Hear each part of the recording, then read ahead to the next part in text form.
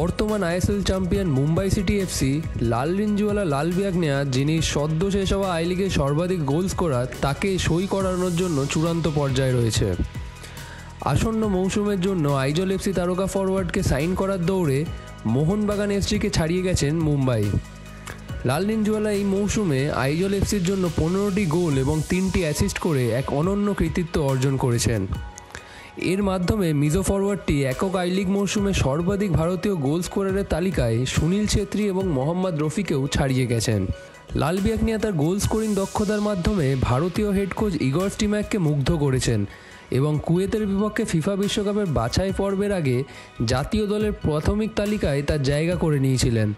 দুর্ভাগ্যবশত পিঠের চোটের কারণে লাল রিঞ্জওয়ালা ভুবনেশ্বরের ক্যাম্পে যোগ দিতে পারেননি।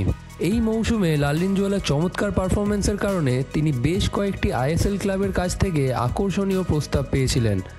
Kolkata giant, Mohammedan sporting club এবং মোহনবাগান সুপার জায়ান্টও এই মিজো ফরওয়ার্ডকে সাইন করানোর জন্য আগ্রহ দেখিয়েছেন।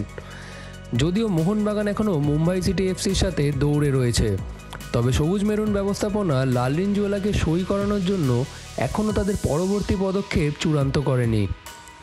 রেপ স্পোর্টসের একটি ঘনিষ্ঠ সূত্র অনুযায়ী জানা যাচ্ছে যে মুম্বাই সিটি এফসি লাল রিঞ্জওয়ালাকে আইজল এফসি থেকে সই করানোর দৌড়ে এগিয়ে রয়েছে। আইল্যান্ডাররা পিটার ক্যাটচির অধীনে আগামী মৌসুমের জন্য তাদের দল পুনর্গঠনের দিকে তাকিয়ে রয়েছে। গুরকিরাত সিং চেন্নাই চলে যাওয়ায় মুম্বাই লাল রিঞ্জওয়ালাকে অন্তর্ভুক্ত করে তার শূন্যস্থান পূরণ করতে আগ্রহী।